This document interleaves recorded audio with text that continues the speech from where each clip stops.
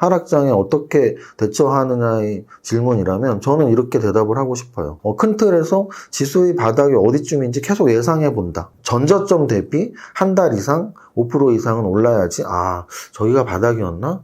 이제 좀 안 깨네 전저점을. 뭐 이런 생각이 드는 거죠. 그래서 바닥의 수치대 2000이냐 2200이냐 이거는 지나봐야 아는 것이고, 그 전은 예상인데 제가 하는 예상은 하락장을 조장했던 여건들 조건들이 없어지는 거니까 미국의 금리 인상, 러시아 전쟁, 환율 이 세 가지 지표를 열심히 보고 있습니다.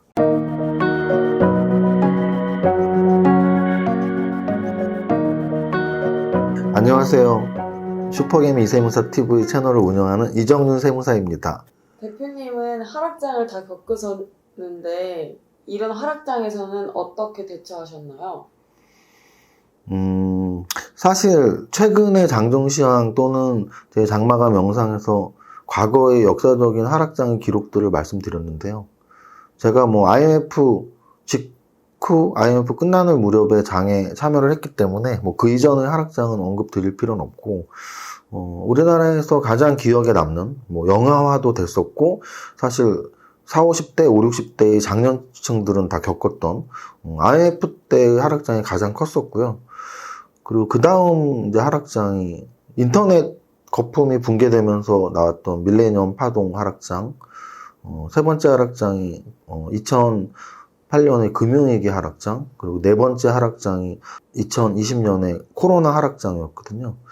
지금 제가 보기에 한 1년 동안 한 30% 정도 빠진 하락장은 5번째예요. 그러면 제가 겪었던 과거의 하락장을 어떻게 버텼었는지, 어떻게 이겨냈었는지에 대한 게 이제 여러분들의 간접 경험이 되겠죠. 여러분들은 그 당시 하락장을 겪어보지 못한 분들이 대부분일 테니까. 마치 나 6.25 전쟁 겪었어, 나 베트남 전쟁 겪었어 했는데 전쟁을 못 겪으신 분들은 간접 경험을 할 수밖에 없는 거죠. 저는 전쟁에 대한 간접 경험을 국립현충원에 가서 하거든요. 전쟁이 진짜 무서운 거구나. 여러분들은 하락장의 무서움을 두 가지로 할 수 있어요. 차트에서 보실 수가 있고요.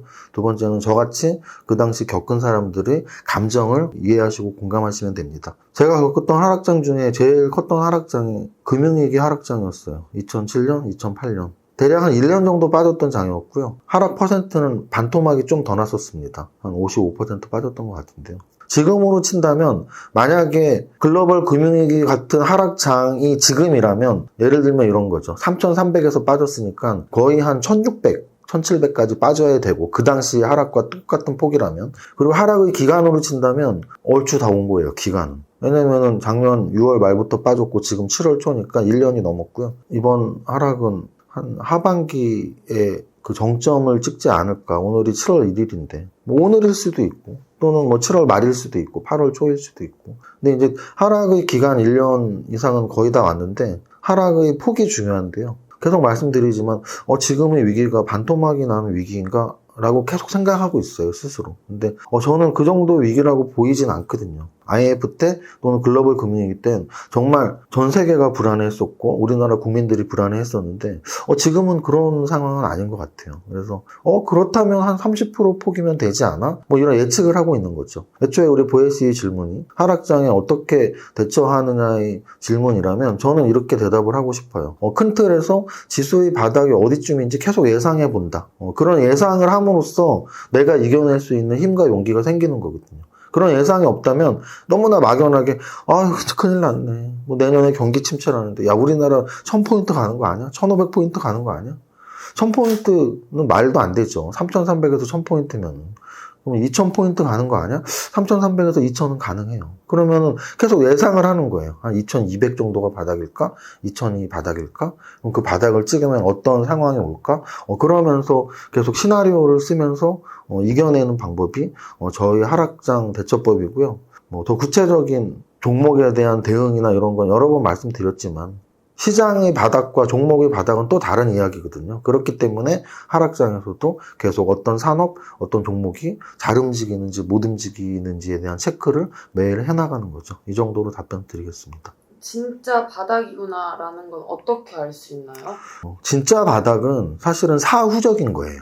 사전적으로 이게 오늘이 바닥이다라고 말하는 건 점장이밖에 있을 수가 없고요. 이제 사후적으로 야, 지나봤더니 거기가 바닥이야라고 느끼는 거죠. 그러면 결국은 지나고서 거기가 바닥이야라고 말할 수 있는 조건들이 있어요. 어떤 조건이냐면 그 전저점을 안 깨야죠. 당연히 그래야지 그 전저점이 바닥이었겠죠. 지나고 나서 전저점을 한 달, 두 달, 세 달, 1년 안 깨면 거기가 바닥이잖아요. 그러면 과연 1년 있다가 바닥을 알면 뭐해? 맞습니다. 그럼 어느 정도는 그래도 버텨야지. 그래도 좀 버텼네. 최하 한 달에서 두세 달은 전저점을 안 깨야지.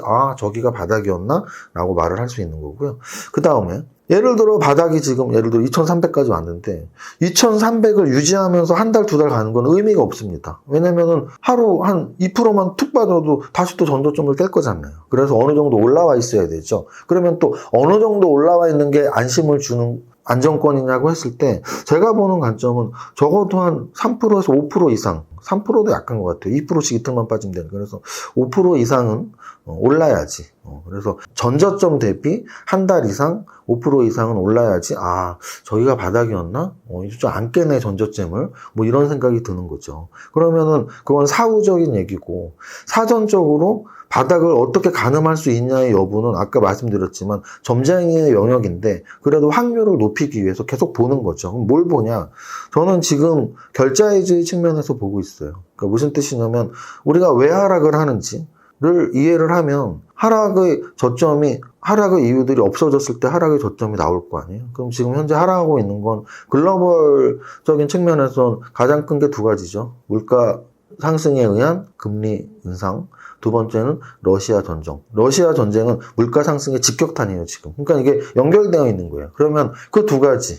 러시아 전쟁이 끝나는 거는 아주 큰 바닥 신호고요. 끝나가는 모습만 보여도. 두 번째는 미국의 금리 인상인데요. 금리 인상이 끝나려면 아직 멀었습니다. 하지만 계속 말씀드리지만 주식시장은 선반영이니까 금리 인상이 끝나는 시점이 바닥이 아니라 끝나기 6개월 전, 1년 전이에요. 근데 지금 연말까지 3.5 이야기 나오고 있고, 그리고 내년에 한 4 정도까지면은 그렇게 많이 오래 남진 않았어요. 금리 인상 시기가. 그래서 어느 정도 올해 하반기가 금리 인상 측면에서는 거의 바닥의 신호가 올 것이고요. 러시아 전쟁은 사실 끝날 때까지 끝난 게 아니니까 이 두 가지가 글로벌 재료고 우리나라로의 재료는 지금 환율을 많이 말씀드리잖아요. 그래서 환율이 1,300원대에서 적어도 한 1,270원, 50원 정도로 내려가는 게 바닥의 사인이라고 보고 있습니다. 그래서 바닥의 수치대 2,000이냐 2,200이냐 이거는 지나봐야 아는 것이고 그 전은 예상인데 제가 하는 예상은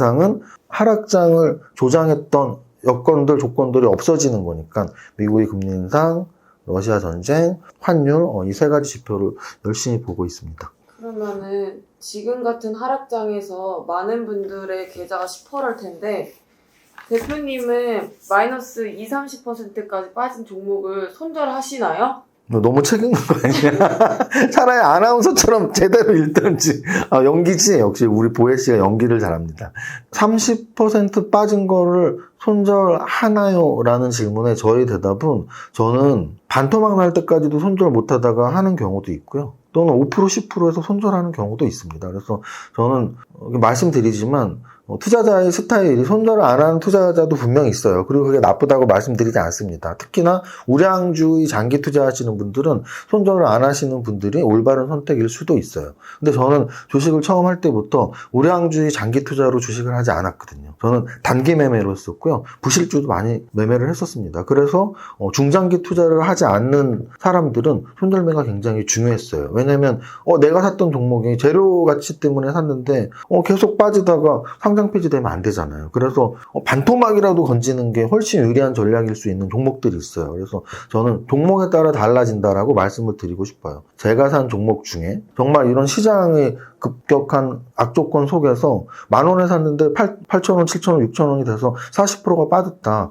근데 그 종목에 대한 믿음이 여전히 있다면 손절을 별로 하지 않는 편이에요. 그거는 제가 그 종목이 우량해서 샀고 중장기 투자를 하는 것이니까. 근데 반대로 제가 산 종목이 어떤 단기적인 재료에 의해서 샀는데 그 재료바를 못 받은 거죠. 장이 너무 안 좋으니까. 근데 재료바를 못 받고 아까 말한 것처럼 10,000원에서 6,000원까지 밀렸어요. 근데 그 재료라는 게 영원한 게 아니거든요. 기업의 가치가 좋아진다면 영원할 수 있는데 재료는 그 순간에만 먹히는 재료들이 있어요. 그럼 순간에만 먹히는 재료 때문에 샀는데 그 종목이 그 재료를 못 받아낸 거죠. 못 먹은 거죠, 재료를 먹고 올라가야 되는데 못 먹었어요. 장이 안 좋으니까. 근데 장이 좋아진다고 해서 그 재료가 다시 살아나리라는 법은 없을 수 있거든요. 그래서 말씀드리지만 저는 5% 10% 손절 종목도 있고 50%까지 손절 안 하는 경우도 있는데 그것은 무조건 종목에 따라 차이가 있다. 그래서 여러분들도 정말 믿을 만한 우량주 중장기 투자 종목인지 아니면 재료에 의한 단기 매매 종목이었는지 좀 구분을 해서 생각하시면 좋을 것 같아요. 대표님도 사람이라서 이렇게 반토막 나면 멘탈이 흔들리실 것 같은데 그럴 때 멘탈 관리법이 궁금합니다. 그렇죠. 사실은 너무나 멘탈이 흔들리죠.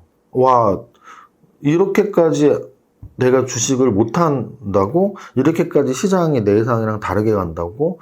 내가 믿었던 이 종목이 이렇게 안 좋은 종목이라고? 뭐 이런 생각이 들 때가 있어요. 근데 그 생각들을 역으로 전환시키는 거죠. 이렇게까지 시장이 안 좋다고? 그래, 정말 안 좋은 장이구나. 그러면 조만간 좋아지는 장이 올 수도 있겠는데?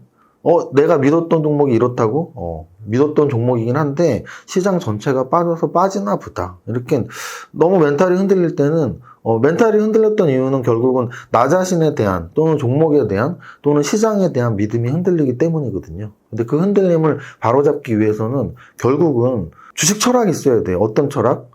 자기 스스로에 대한 철학은 뭐냐면 나 정말 열심히 한 사람이야. 나 주식 투자 정말 열심히 공부했고 내가 주식을 20년 이상 성공해왔고 앞으로도 성공할 사람이야. 근데 지금 일시적으로 내가 흔들리고 있어. 그 흔들림을 빨리 잡아내야지라고 생각하는 거고요. 시장에 대한 철학은 시장이 지금 최근으로만 봐도 1년 동안 30%나 빠졌어? 진짜 주식 투자하면 안 되겠다. 부동산이나 해야지 뭐 우리나라에서. 주식하느니 은행에 돈 넣는 게 낫겠어. 은행은 원금 유지시켜주잖아. 1% 이자 주더라도 원금 유지시켜주잖아. 라고 생각할 수 있지만 바로 주식에 대한 철학을 계속 생각해내는 거죠. 아니야. 중장기적으로 봤을 때 주식시장은 은행이 1% 주면 3% 주고 은행이 3% 주면 10% 줘. 그렇지 않으면 주식시장은 성립할 수가 없어. 그러니까 나는 주식시장에 계속 몸담아야 돼. 라는 생각들. 또는 종목에 대한 철학. 이 종목은 지금 시장 상황 때문에 안 좋아졌지. 이 종목은 금방 좀 올라갈 텐데? 라고 계속 믿음을 갖는 거죠. 그래서 제가 지난번 영상에서 한번 말씀드렸지만 3박자 믿음, 자기 자신에 대한, 시장에 대한, 종목에 대한 믿음이 있다면 멘탈이 흔들리는 걸 그래도 약간씩 잡아나갈 수 있을 겁니다. 마지막으로 전하고 싶은 말씀 있으실까요? 내가 질문 5개 해달라 그랬더니 어디 다른 데 보면 뺏긴 거 아니야? 마지막으로 전하는 거는 내가 어디 초대받았을 때 하는 얘기지. 하지만 오늘 사실 컨셉이 그거예요. 제가 우리 보혜 씨한테 부탁을 했습니다. 오늘 컨셉은 뭐냐면 제가 마감 방송을 할 시간이 안 돼요. 개인적으로. 내일 부산 강의도 준비하고 해야 돼서 그래서 오늘은 장중에 지금 찍고 있고요. 그래서 보혜 씨한테 5개의 질문을 내가 부탁했고 마지막 질문은 마지막으로 하고 싶은 말입니다. 그래서 마지막으로 하고 싶은 말은 우리 슈퍼개미 이세무사TV 구독자 백조님들 정말 힘든 거 알죠? 왜? 저는 주식 20년 해봤고 제 주변에서 픽픽 쓰러져 나가고 정말 힘들다고 떠나고 이런 분들 너무나 많이 봤고요. 지금 이 영상을 보시는 백조님들 중에도 오늘 떠나시는 분들도 있을 거고요. 주말에 생각하면서 나 진짜 주식 더러워서 못하겠다. 월요일날 떠나시는 분도 있을 겁니다. 그 떠나시는 분들은 그 나름대로의 결론을 내리신 거니까 제가 억지로 붙잡을 필요는 없어요. 다만 남아있을 거라면 나는 그래도 본전 찾을 때까지 있을 거야. 나는 이세무사 말대로 장에 대한 믿음이 있어. 지금은 흔들리더라도 장은 좋아지고 3,500, 4,000포인트 가겠지. 라고 믿는 분이 있다면 아까 제가 말씀드린 것들 자기 자신에 대한 믿음을 갖기 위해서 공부도 좀 열심히 하고 또 주식에 대한 철학을 만들어서 시장에 대한 좀 믿음을 갖고 시장은 분명히 급락의 시기도 있지만 그 시기가 끝나면 반등의 시기, 급등의 시기가 반드시 오기 때문에 그 희망의 끈을 놓지 않고 용기를 갖고 자기 자신을 믿는 투자자가 됐으면 좋겠습니다. 백조님들 화이팅! 이세무사의 장중시황은 밸런스 투자 아카데미 텔레그램을 통해 받으실 수 있습니다. 안녕하세요, 이정은 세무사입니다. 조금 늦은 시황입니다. 금요일 12시 반 현재 거래소 마이너스 0.9%, 코스닥 마이너스 1.8%로 7월의 첫날부터 음선 하락하고 있는 중입니다. 거래소 현재 의미 있는 지수대 전저점이 있는 2300포인트인데요. 지난주 목요일 찍은 2306포인트가 깨진다면 2200포인트대로 밀릴 확률은 매우 높아지는 것인데요. 2200포인트대는 매우 의미 있는 지수대라고 생각합니다. 고점 대비 30% 이상 조정받는 지수대이며 우리나라 지수 2200포인트를 2011년 돌파했으므로 11년 뒤로 회귀하는 지수대이기 때문입니다. 과거 30% 이상 거래소 지수가 하락했던 하락장은 IMF, 인터넷 버블 붕괴, 글로벌 금융위기, 코로나 저점 이후 등 25년 동안 5번째네요. 평균 5년에 한 번 오는 하락장이라는 뜻입니다. 앞서 발생한 4번의 위기 모두 위기 이후에 급반등 찬스가 나왔다는 점에서 쫄리는 마음이 워낙 큰 위축된 시장이지만 하락장의 끝을 기다리는 용기가 필요한 시기이기도 합니다. 매일 떨어지는 장이라서 희망 고문일 수 있지만 1년 동안 30%가 빠진 시기이기에 막연한 희망 고문은 아니라고 판단하기에 지속적으로 떨어지는 왼쪽 무릎을 지나 바닥이 가까워지고 있다는 뷰를 제시합니다. 물론 아직 오지 않은 바닥이 2200일지, 2100일지, 2000인지 모르지만 바닥 이후의 상승은 3300포인트 이상의 목표치를 두고 움직일 것이니 상승의 기대폭이 하락의 기대폭보다 훨씬 큰 시점에 진입했다고 강조드리고 있습니다. 큰 틀에서 그렇다는 의미입니다. 오늘 시간 관계상 구체적인 시총상위 종목과 상승률 분석 파트는 생략합니다. 즐겁고 편안한 주말 보내시고 부산 강연의 참석자들은 강연장에서, 화항산 참석자들은 화항산에서 뵙겠습니다. 모대성우 투자 화이팅!